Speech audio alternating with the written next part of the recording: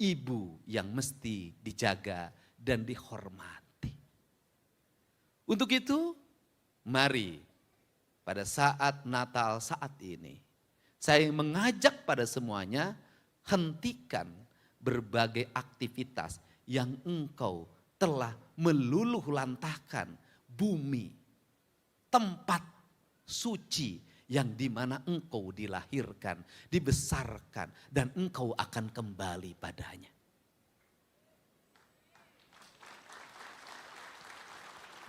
Kita kembali nanti bukan ke gereja, kita kembali bukan ke candi, kita kembali ke bumi. Disitulah tempat kita, tempat abadi. Kita yang ingin kita ciptakan apa? Yang ingin kita ciptakan adalah saat kita kembali ke bumi, bumi menerima kita dengan penuh sukacita. Oh iya, Bapak Aing, ya, Bapak Aing.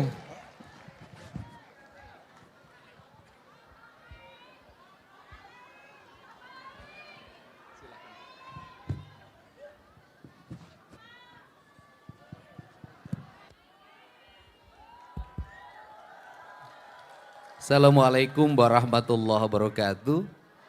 Sampurasun, Salam, Om Swastiastu, Namo Buddhaya, Salam Kebajikan.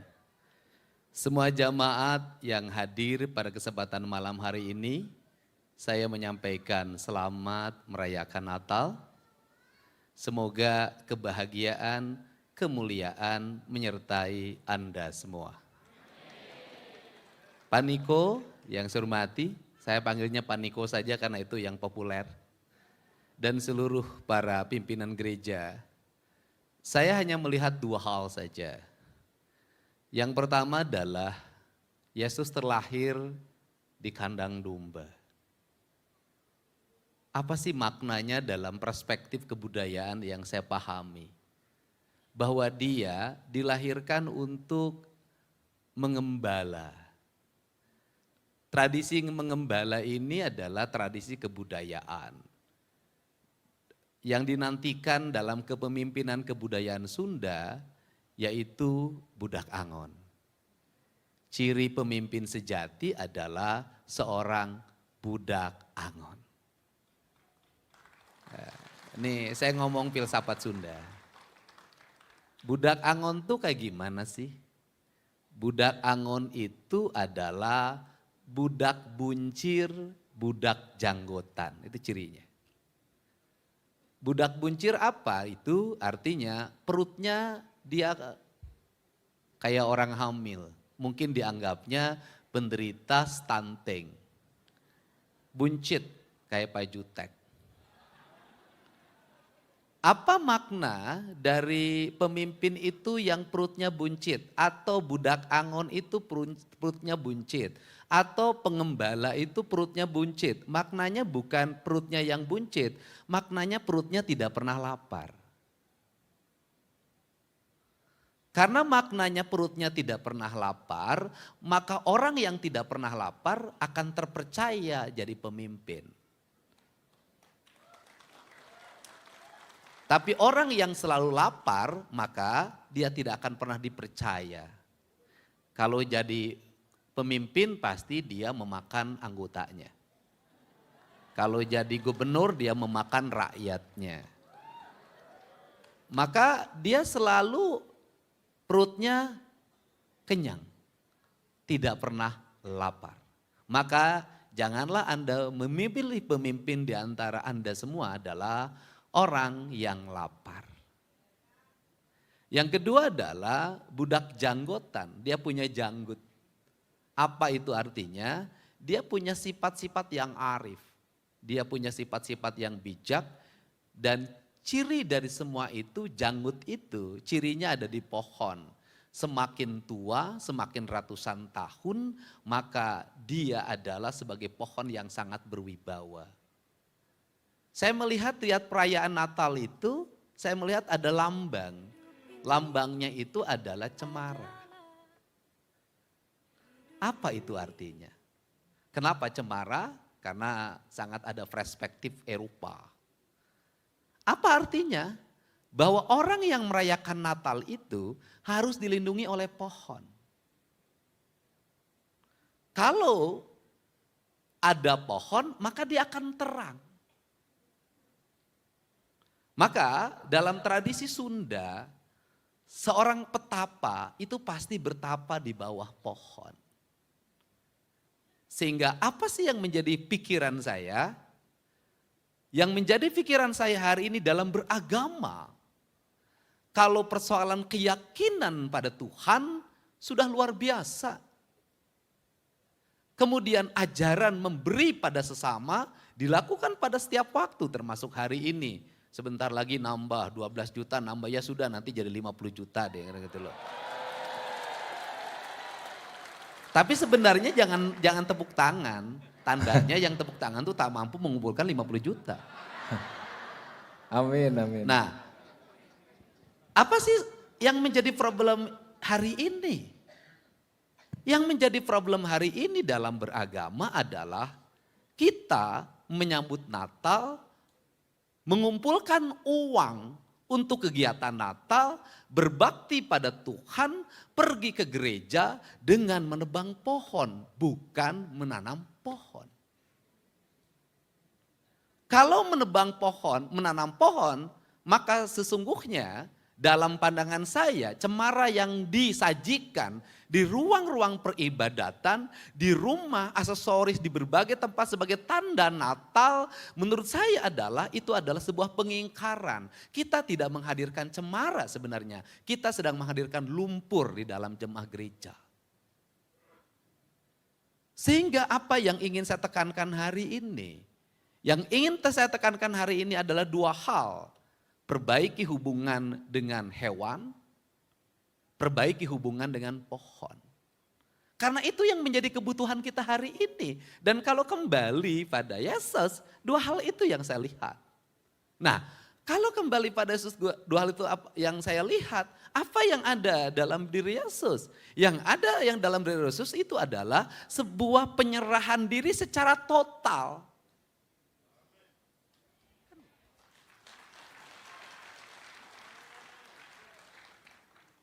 Dia sudah menyerahkan diri secara total. Itu dalam kebudayaan Sunda, itu ada tradisi sesaji. Sesaji yang tertinggi dalam tradisi Sunda itu bakakak. Yaitu ayam yang dibelah kemudian dibakar. Ciri dari bakakak itu begini, dia disalib. Dia menyerah, artinya apa? Orang yang bertuhan adalah orang yang menyerah. Orang yang sudah tidak boleh lagi mengakui sesuatu. Orang yang tidak boleh lagi mengklaim sesuatu. Orang yang tidak pernah takut lagi kehilangan. Walaupun ada lagunya. Lah kita ini aneh. Kita mengaku bertuhan, berserah diri pada Tuhan, gereja dikunci.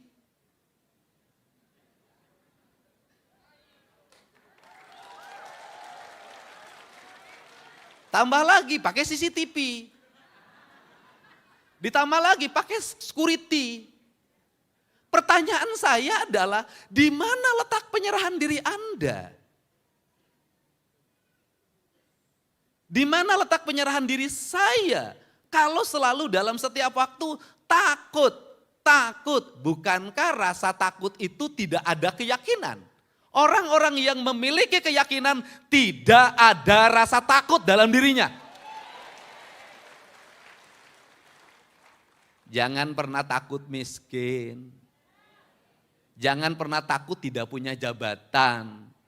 Jangan pernah takut tidak punya duit. Saya tidak punya istri aja nggak takut.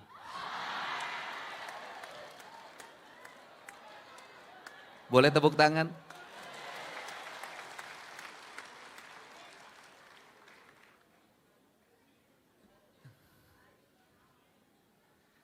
Pak Jutek, Pak Ruli tiap hari beracara ngurusin siapa? Ngurusin orang-orang yang takut. Padahal beragama, apapun agamanya. Takut apa? Gugat waris. Takut apa lagi? Hartanya diambil orang. Takut apa lagi? Semuanya takut. Apa yang membuat pertikaian di negeri ini? Rasa takut. orang tidak mengizinkan rumah ibadah takut.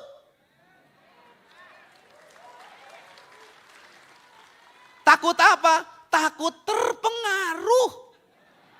Nanti pindah agama. Saya tiap hari gaul sama Pak Jutek dengan Pak Ruli. Nggak pindah agama, paling pindah isi dompet. Karena saya nggak takut. Nah, tapi tiap hari kita berteriak iman, iman, iman. Orang yang beriman itu yang tertinggi itu adalah bukan meyakini tapi menyaksikan.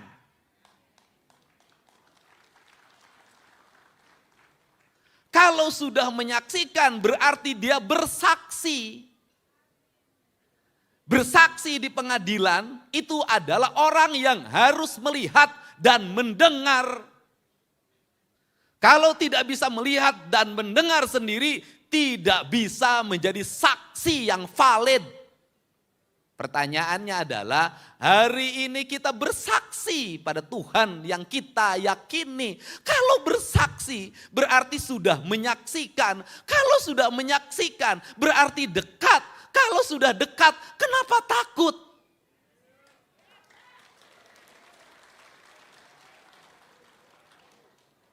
Untuk itu kenapa kita takut miskin? Kenapa kita takut tidak makan? Bukankah Yesus sendiri tidak takut apapun? Dia melepaskan sendiri seluruh beban dunianya. Untuk apa? Untuk mengajarkan tentang bahwa kesaksian itu harus disaksikan. Dan kesaksian itu akan lahir apabila kita merasakan.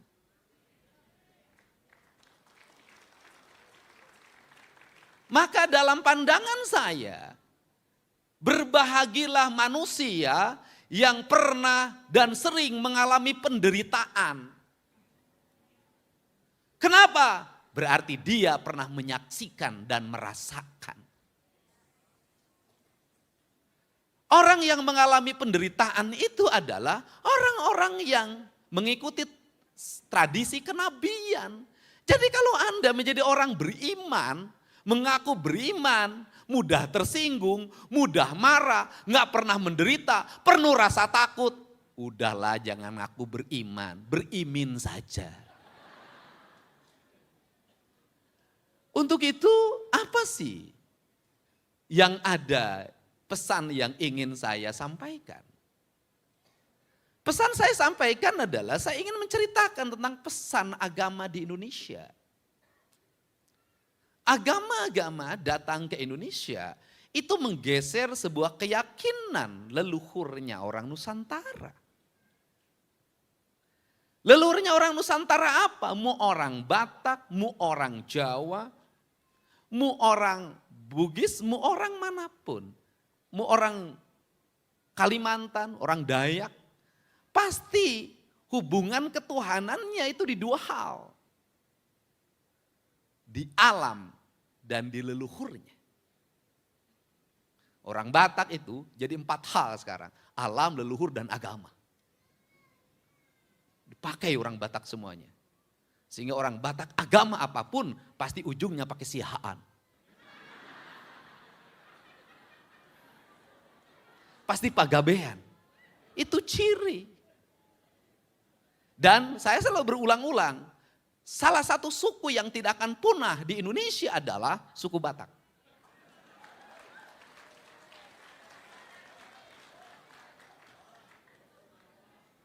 Cuman problemnya satu. Nanti di surga dia akan tetap berkumpul dengan masing-masing marganya. Jadi bosen.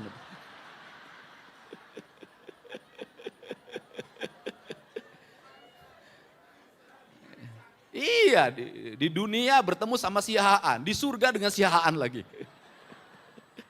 Dan nanti yang dicari membela, itu yang pertama ditanya sukunan dulu, mana kau? Sihaan, boleh bareng sama aku. Mana kau? Nasution, sana. Ya itu canda saja.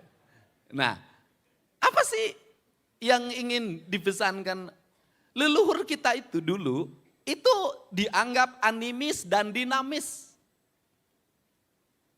Pemuja batu, pemuja pohon, pemuja batu, pemuja pohon. Memujanya nggak jauh-jauh mereka. Kalau dia tinggal di gunung, yang dipuja gunungnya. Kalau dia tinggal di laut, yang dipuja lautnya. Kalau dia tinggal di lembah, yang dipuja lembahnya. Kenapa? Karena dalam perspektif berpikir mereka, saya lahir di sini, maka saya harus menghormati tempat di mana saya dilahirkan, tempat di mana saya makan. Titik, nggak geser. Maka beragam. Tetapi dari animis dan dinamis itu satu. Walaupun dalam pandangan kaum agamawan mereka salah dalam bertuhan. Tetapi mereka benar dalam apa? Dalam menjaga alam dan lingkungannya. Pohonnya dihormati, batunya dihormati, mata airnya dihormati. Dan masuk agama. Mengajarkan apa tentang spiritualitas pada pemahaman-pemahaman tentang ketuhanan yang langit, membangun hubungan dengan manusia, membangun hubungan dengan alam. Tapi di perjalanannya hanya dua hal yang selalu dibicarakan. Hubungan dengan manusia dan hubungan dengan Tuhan. Yang alamnya gak pernah dibahas. Padahal apa? Padahal dalam pandangan saya justru Tuhan menitipkan kasih. Itu lewat apa? Lewat semesta. Kita tiap hari nginjak tanah. Kita tiap hari minum air, kita tiap hari menghisap udara, kita tiap hari menerima sinar matahari. Tiap hari itu yang menentukan hidup dan kehidupan kita. Tetapi jujur, setiap hari kita menghinakan tanah, setiap hari kita menghinakan air, setiap hari menghinakan udara, dan setiap hari kita menghinakan matahari. Apa yang terjadi? Penyakit yang tidak pernah berhenti dalam setiap waktu. Pemahaman spiritualitas kita itu menjadi dangkal. Dangkalnya apa? Kaum spiritualis seringkali terus mengalami kegelisahan dalam hidupnya. Gelisah pergi ke gereja, gelisah pergi ke gereja, gelisah pergi ke gereja. Itu yang terjadi. Kenapa ini terjadi? Lingkungan di mana Tuhan menitipkan kasih padanya, engkau abaikan dan engkau sia-siakan. Engkau lupa, kau berperang satu sama lain berebut tempat ibadah. Ingin mendirikan tempat ibadah, tapi engkau lupa bahwa alam semesta engkau campakkan, engkau hancurkan secara kolektif tanpa pernah kau bicara tentang dosa.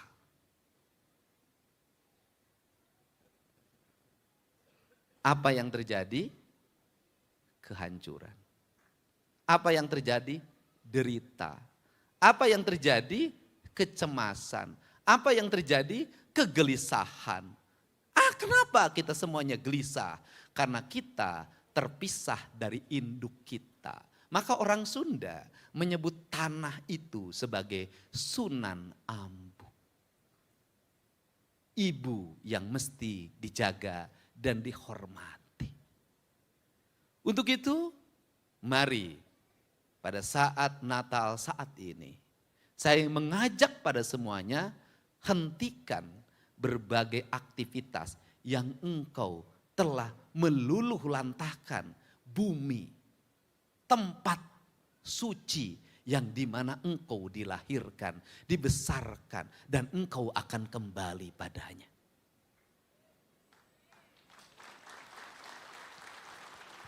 Kita kembali nanti bukan ke gereja. Kita kembali bukan ke candi. Kita kembali ke bumi. Disitulah tempat kita. Tempat abadi. Kita yang ingin kita ciptakan apa? Yang ingin kita ciptakan adalah saat kita kembali ke bumi, bumi menerima kita dengan penuh sukacita. Kenapa menerima penuh sukacita? Karena yang datang adalah orang yang mencintai buminya selama ini. Untuk itu, mari kita bersama-sama Spirit Yesus yang mengajarkan tentang pengabdian, pengorbanan, kesucian, ketidaktakutan, penyerahan diri secara total. Gantikan oleh kita agar saat ini janganlah kita menjadi orang yang penuh dengan rasa takut. Jadilah orang yang tidak ada rasa takut. Tidak takut miskin. Tidak takut hilang kekuasaan. Tidak takut kehilangan kekayaan. Tidak takut kehilangan kehormatan. Karena esensi dari ajaran agama adalah bersaksi. Dan ciri dari kesaksian adalah melihat dan mendengar serta merasakan. Yang pada akhirnya akan melahirkan sebuah sistem nilai hidup tentang prinsip-prinsip ketidaktakutan. Dan semoga rasa tidak takut kita hari ini akan melahirkan gelombang energi yang besar. Bagi apa? Bagi alam ini untuk tidak mempercepat pendek umurnya. Karena alam ini tidak ingin cepat pendek umurnya, maka kita harus kembali apa yang disukai oleh alam agar napasnya semakin panjang. Agar penyakitnya semakin hilang. Caranya apa? Perbanyaklah menanam. Saya pernah jadi bupati. Pernah jadi anggota DPR dan sekarang jadi gubernur. Saya merasakan betul. Saya banyak membangun bangunan. Tetapi ternyata yang paling banyak manfaat yang saya lakukan ketika menjabat dulu adalah yang sampai hari ini adalah pohon yang saya tanam. Saya ingin bangunan megah. Hari ini makin kosong. Perlu listrik yang mahal dalam setiap bulan. Perlu orang yang menyapu dalam setiap waktu. Perlu yang menjaga security dalam setiap saat. Uang diperlukan. Tetapi pohon-pohon yang saya tanam, dia tak pernah minta biaya pengurusan dirinya. Tapi justru dia menaungi.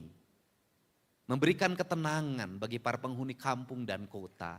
Menyimpan air. Membuat oksigen. Memberikan harapan tentang umur dunia yang berharap panjang. Apa yang akan saya lakukan hari ini sebagai gubernur? Saya tadi ditawarin, Pak bangun ini udah deh gak usah. Kenapa? Dari sekian bangunan yang ada di kota Bandung, tempat gedung pertunjukan segala macam begitu banyak. Kosong, semakin tidak ada penghuninya, semakin tidak ada pengisinya. Ruang-ruang pertunjukan semakin tidak ada penontonnya. Karena sudah bergeser ruangnya ke tayangan-tayangan yang ada dalam setiap hari. Toko-toko semakin sepi, mal semakin ditinggalkan oleh orang yang datang biasa. Paling hanya rojali. Karena sudah digantikan dengan semuanya serba tinggal datang ke rumah. GoFood. Gak ada. Untuk itu apa yang ingin dilakukan? Yang ingin dilakukan adalah saya tak akan membiarkan ruang kosong di Jawa Barat. Saya akan isi dengan pohon-pohon sebagai harapan kehidupan.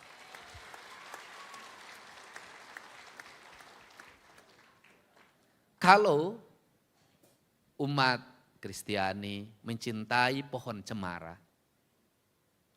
saya juga mencintainya karena bisa ditanam. Tetapi juga saya sebagai orang Jawa Barat sangat mencintai pohon Tanjung, pohon Kiara, pohon Jamuju, pohon Samolo, pohon Beringin dan seluruh pohon lainnya. Untuk apa? Kepentingan masa depan.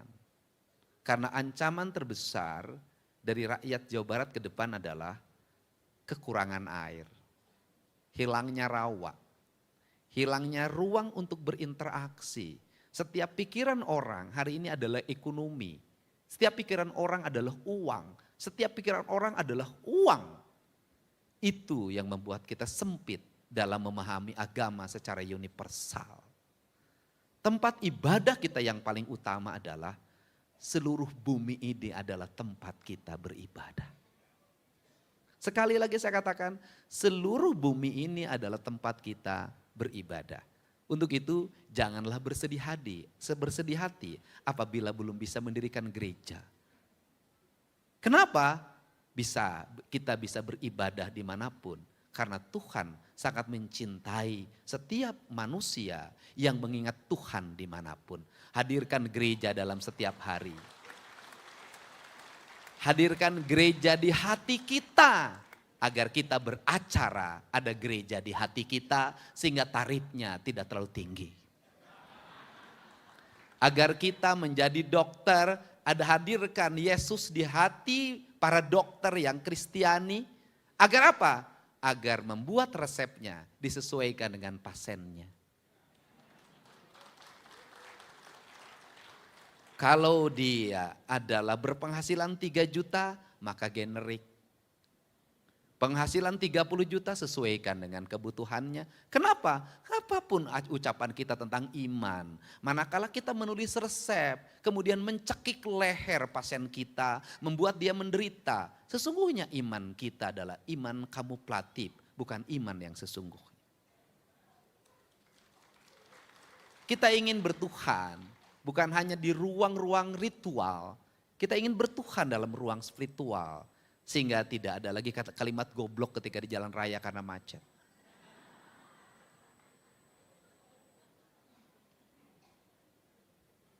Tidak ada lagi kalimat anjing ketika keluar dari rumah kemudian melihat hamparan sampah. Dan tidak ada lagi konflik antara tokoh-tokoh agama. Baik yang satu agama maupun beda agama. Karena semuanya ingin memperjuangkan tentang kesaksiannya pada Tuhan. Tuhan tidak akan pernah hadir dalam sebuah kesaksian manakala orang itu masih ada kebencian.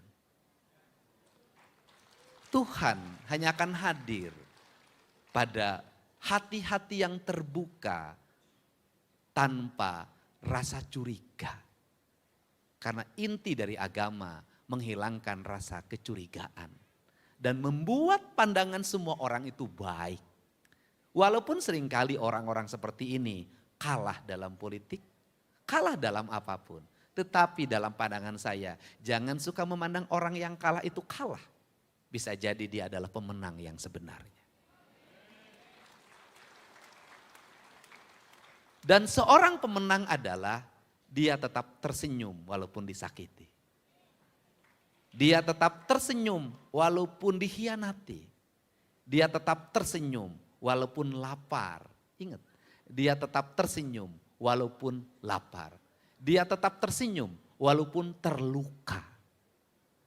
Maka kalau kita tersenyum dalam bahagia itu biasa. Tetapi kita tersenyum dalam keadaan terluka itu luar biasa. Pesan saya, berbuat baik pada orang yang baik itu amal. Tetap berbuat baik pada orang yang berbuat jahat pada kita itu adalah derma. Kalau ingin menjadi gembalanya Yesus, maka berbuatlah baiklah pada orang yang jahat pada Anda semua. Karena disitulah kualitas kesaksian yang sebenarnya. Saya ucapkan terima kasih. Saya tidak akan terlalu panjang karena nanti dianggap khotbah. Dan bagi saya panjang juga percuma. Karena pulang saya tidak akan dibekelin, malah saya ikut nyumbang. Terima kasih, selamat merayakan Natal. Semoga kita semua menjadi kaum derma. Assalamualaikum warahmatullahi wabarakatuh. Sampuras. Terima kasih Kang Dedi. Mohon izin Kang Dedi, Bapak Ketua kami berkenan memberikan cindera mata buat Kang Dedi. Silahkan Bapak Ketua.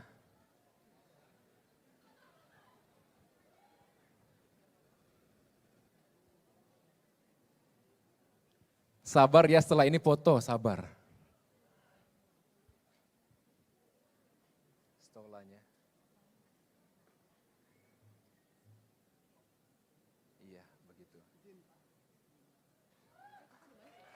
Kasih aplaus dong. Satu lagi, Pak. Ini. Nanti ditaruh kembali aja.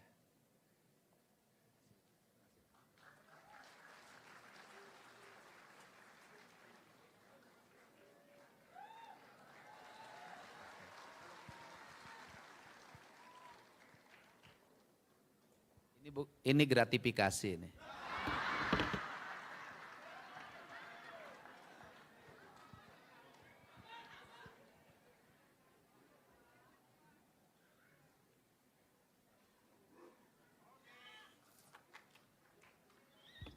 Ini tanda kasih, bukan tanda pindah agama.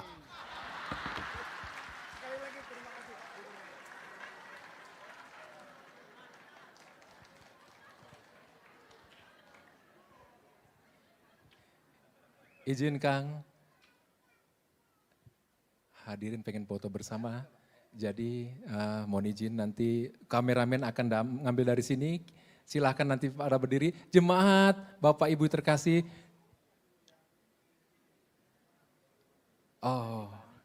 Oh boleh, ya siap. Jadi saya lupa tadi. Mohon izin kami undang yang terhormat Bapak Niko tampil ke depan. Kita akan bersama-sama mengabadikan foto di momen ini. Bapak Ketua Panitia, Bapak Bob Foster, Bapak Pendeta.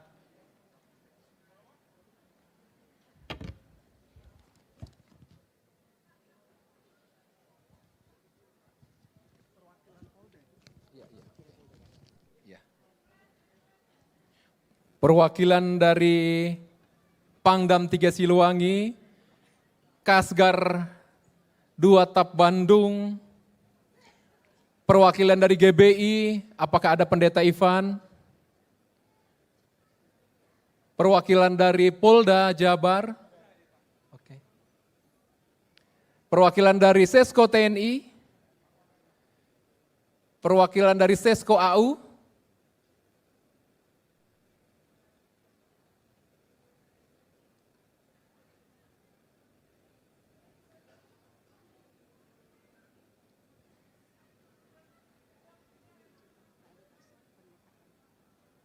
Bapak Pendeta Erik, perwakilan dari Kodam,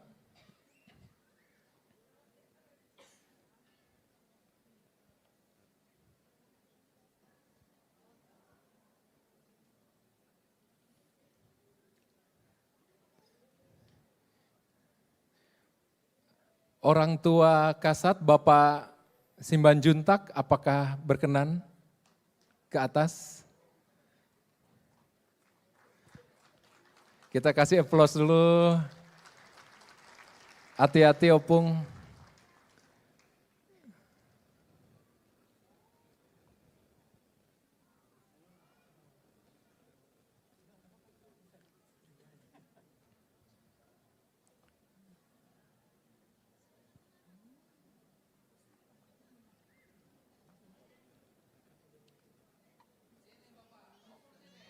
Silahkan mendekat Kang Dedi. Kameramen siap, silahkan diabadikan.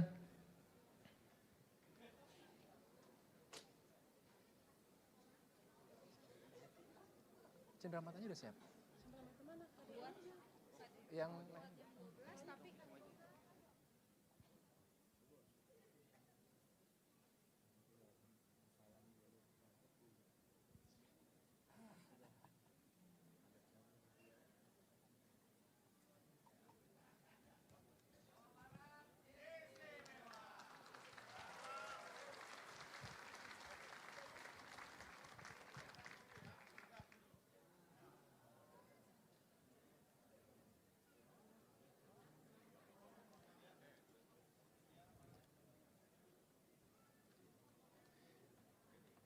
sesi selanjutnya akan diambil dari atas ke jemaat sekalian sehingga semuanya dapat terfoto.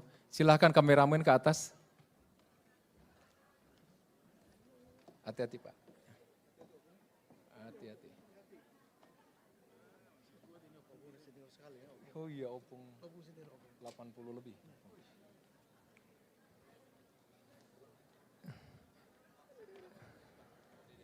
Silakan jemaat sekalian dengan hormat kami undang bangkit berdiri untuk diabadikan foto dari depan bersama dengan para pejabat kita yang terkasih.